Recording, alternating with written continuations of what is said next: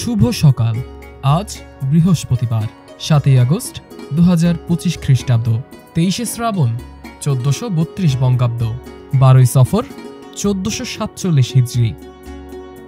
1868 সালের আজকের দিনে জন্মগ্রহণ করেন বাংলা সাহিত্যের শ্রেষ্ঠ সমালোচক ও লেখক প্রমোদ চৌধুরী।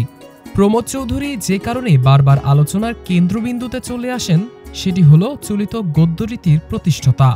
এই কাজটি করতে গিয়ে তার হাত ধরে জন্ম নিয়েছিল সবুজপত্র সাহিত্য পত্রিকা। চলিত রীতির প্রসারে সবুজপত্র মুখ্য ভূমিকা পালন করে।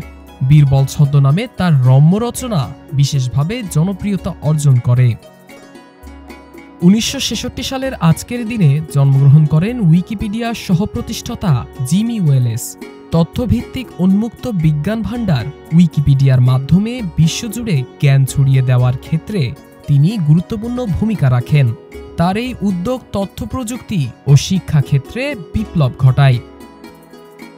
1975 সালের আজকের দিনে জন্মগ্রহণ করেন দক্ষিণ আফ্রিকান বংশোদ্ভূত হলিউড অভিনেত্রী শার্লিজ থেরন।